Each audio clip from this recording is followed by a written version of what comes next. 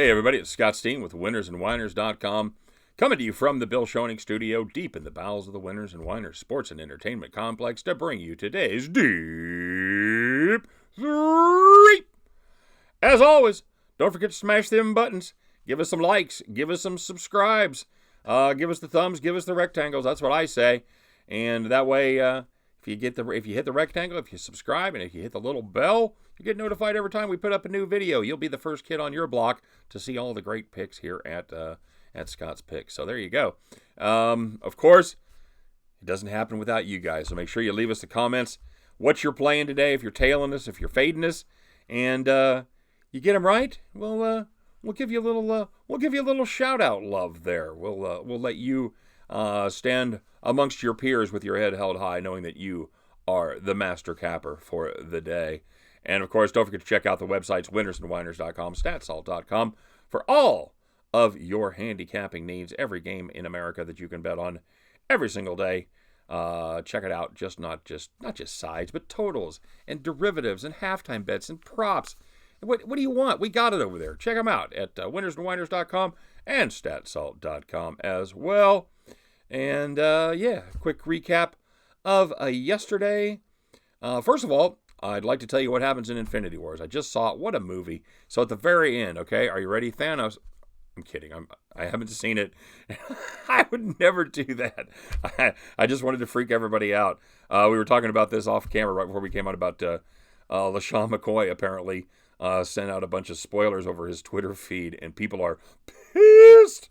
So, that's kind of a deal. I'm not a massive Marvel comic book movie guy. I've seen a few of them, but someday I swear I'm going to sit down and watch them in order and be able to get everything out of them. But at that time, it is not today. So, anywho, let's do some picks. Let's do some recaps first of all.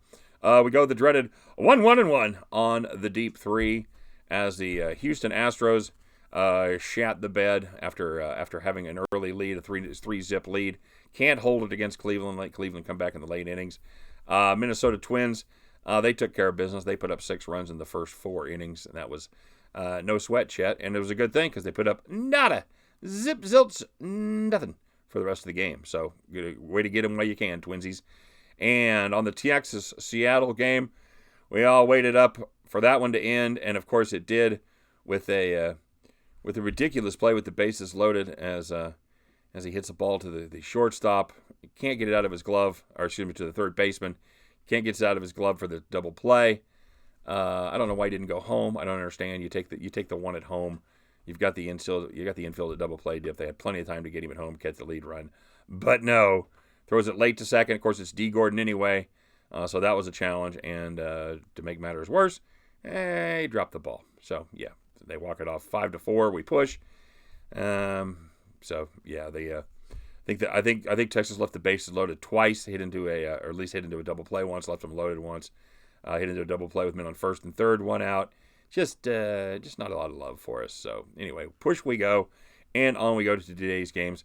By the way, Kikuchi went out early, and I was watching a couple different games. I didn't see why. I'm assuming he had tightness or some sort of injury. So, of course, we ended up handicapping against a pitcher that lasted about an inning. So, yippee. All right, so let's go 3-0 today, shall we? Let's start with the couple NBA picks as they get going there in the East semis. Philadelphia goes against Toronto. Toronto's 6.5-point favorite. You know what I'm going to do? I'm going to buck Toronto's horrible record in Game 1s. They are 2-14 all-time in Game 1s of playoff series. Why? Well, I'll tell you why. The Sixers have had no answer for Kawhi Leonard this season, or ever. Kawhi Leonard is a perfect 13-0 versus the Sixers in his career. You know what? Embiid has been great.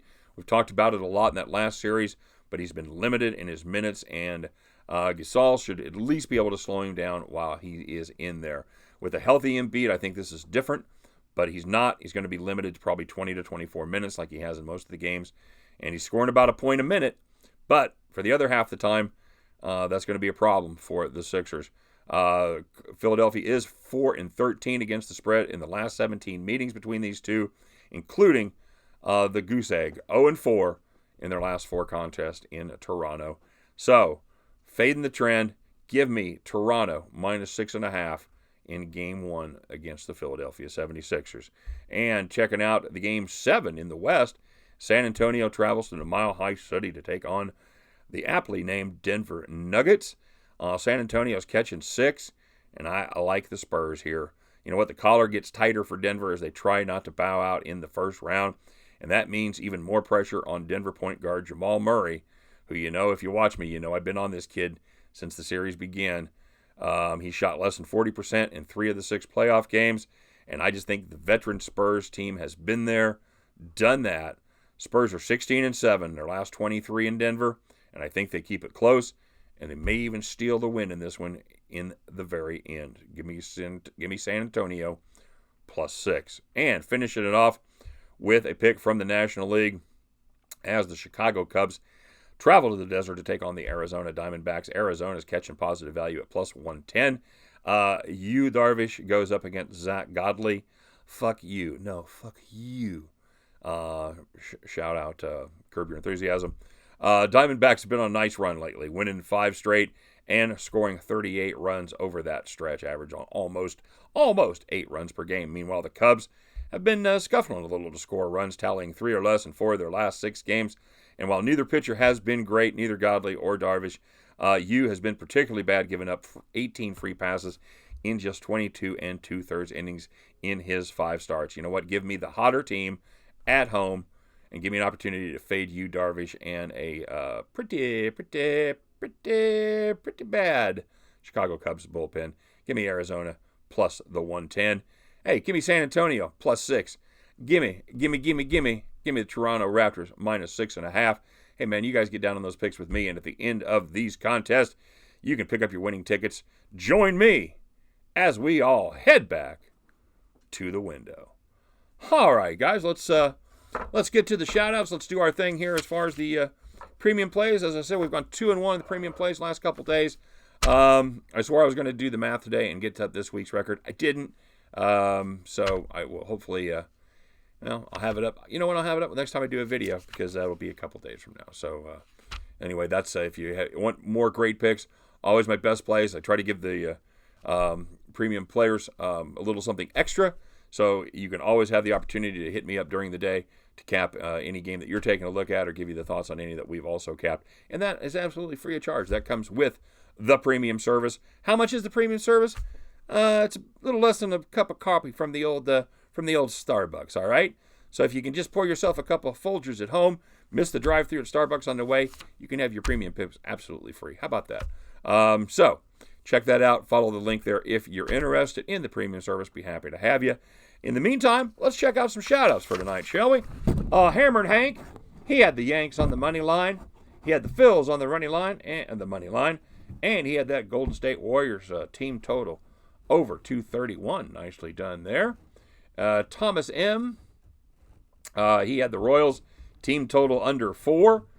Nicely done there. Fading the Royals to score runs, never a bad plan.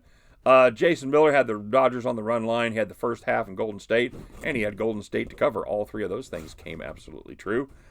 Kent P., he tailed us on the Minnesota over 5.5, the Seattle over 4.5, Arizona over 4.5, and the Dodgers on the run line. That sounds like 4 winners. Kent, nicely done. The Legion of Picks had the Nationals no score in the first inning.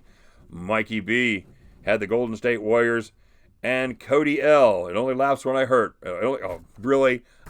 It only hurts when I laugh, Doc. I blew the line, Cody. He tailed us on the Seattle, Texas over for a push. ×2. Said, damn pain meds. The bet's so nice, he'd hit it twice. He did have the Minnesota team total over 5. And he had the Toronto first 5 -5.